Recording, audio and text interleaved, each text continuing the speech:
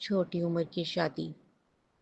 میں سہاگرات کے بارے میں نہیں جانتی تھی کیونکہ میں چھوٹی عمر کی تھی، لیکن ایک 35 سالہ مرد سے میرا نکاح ہوا تھا۔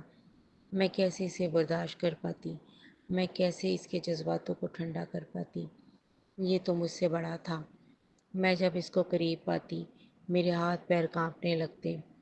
شوہر نے مجھے جب ایک نائٹی دی اور کہا یہ نائٹی پہن کر جلدی بیڈ پر آؤ۔ آج تمہیں بتاتا ہوں کہ سہاگ رات میں کیا ہوتا ہے۔ اس کی باتیں سن کر میں خوف سے کانپ رہی تھی۔ میں یہ نائٹی نہیں پہن سکتی تھی، مجھے شرم آتی ہے۔ ابھی مجھے یہ سب نہیں کرنا، مجھے بہت ڈر لگ رہا ہے۔ تمہیں ڈرنے کی کیا ضرورت ہے میرے جان، شادی کے بعد یہ سب ہوتا ہے اور میں تمہیں اچھی طرح سے سمجھا دیتا ہوں۔ پلیز مجھے یہ سب نہیں کرنا اور میں ہرگز بھی یہ نائٹی نہیں پہن سکتی۔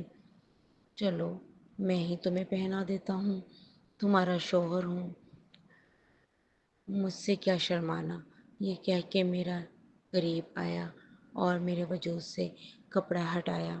ایک دم سے اس نے میرے سنہری زردی سے سجی چمکدار دوپٹہ میرے سر پر جو جھکا تھا اتارا، مگر میری آنکھوں میں وہ خوشی نہ تھی جو دلہنوں کے مقدر میں لکھی جاتی ہے۔ میں ساکت کھڑی بیٹھی تھی، جیسے سانس بھی آہستہ سے لے رہی ہوں، چہرے پر گھونگھٹ ڈالے، ہاتھوں کی مہندی میں الجھی، سوچ رہی تھی کہ یہ لمحہ جو ہر لڑکی کے لیے خاص ہوتا ہے، میرے لیے کیوں ایک بامانی قید جیسا محسوس ہو رہا ہے۔ عمران شاہ، بچپن سے ہی میرے کانوں میں پڑتا آ رہا تھا یہ لفظ۔ ایک شخص جو اپنی مرضی کا مالک تھا، جس کے تیور سخت اور جس کے فیصلے پتھر پر لکیر جیسے تھے۔ میں ہمیشہ یہی سنتی آئی کہ عمران شاہ کو غصہ بہت جلد آتا ہے، وہ کسی کی نہیں سنتا، اس کا بس چلے تو پوری دنیا کو اپنے مطابق چلا دے۔ اور اب وہ شخص میرا شوہر بننے والا تھا۔ دل چاہا کہ سب کچھ چھوڑ کر بھاگ جائے، مگر بھاگ کر جاتی بھی کہاں، میں تو تقدیر کی لکھی جا چکی تھی اور آج کی رات مجھ پر مہر لگنے والی تھی۔ حویلی میں ایک محفل جمی ہوئی تھی، بڑے بوڑھے بچے سب خوشی سے بیٹھے ہوئے تھے۔ عمران بھی ایک کرسی پر بیٹھا ہوا تھا جو کسی بادشاہ کی طرح لگ رہا تھا۔ عمران کی آنکھوں میں جیت کا غرور اور لبوں پر ایک مطمئن سی مسکراہٹ تھی۔ اس کی خوشی کا کوئی ٹھکانہ نہ تھا۔ اس کے دوست نے جب اسے چھیڑا تو وہ ہلکا سا مسکرایا اور خوش ہو کر بولا، ہونا بھی چاہیے خوش، آخر 5 سال انتظار جو کیا ہے۔ میں نے اس ننھی جان کے لیے پورے 5 سال میں نے اس کے جوان ہونے کا انتظار کیا ہے اور اب اس وقت وہ میری ہو چکی ہے۔ عرفان کی آنکھوں میں تو مجھے پا کر بے انتہا خوشی جھلک رہی تھی، جیسے اسے کوئی خزانہ ہاتھ لگ گیا ہو۔ وہ مجھے برسوں سے دیکھتا آ رہا تھا۔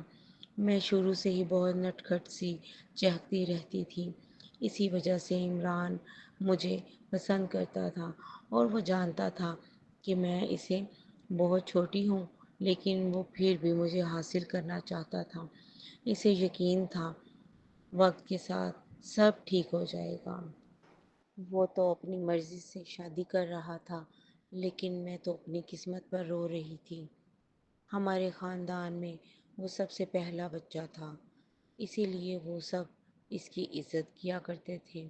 اب تو مولوی صاحب بھی آ چکے تھے نکاح پڑھانے کے لیے۔ سب خاموشی سے بیٹھے ہوئے تھے، لیکن میرے دل کی دھڑکنیں تیز ہوتی جا رہی تھیں۔ عمران سے میرا نکاح ہو، لیکن مولوی صاحب آتے ہی نکاح پڑھنا شروع کر دیا تھا۔ وہ مجھ سے پوچھنے لگے کہ آپ کو یہ نکاح قبول ہے؟ میری آنکھوں سے بے اختیار آنسو بہہ نکلے، ہونٹ لرزنے لگے، دل جیسے کسی نے مٹھی میں جکڑ لیا ہو۔ میں نے سر اٹھا کر دیکھا، ارد گرد سب چہروں پر ایک ہی تاثر تھا کہ فیصلہ تو ہو چکا ہے، اب صرف مجھے ہاں کہنا ہے۔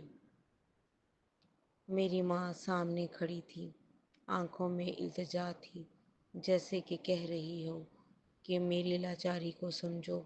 میں بن باپ کی تھی، اسی لیے خاندان کے سامنے احتجاج نہیں کر پائی تھی۔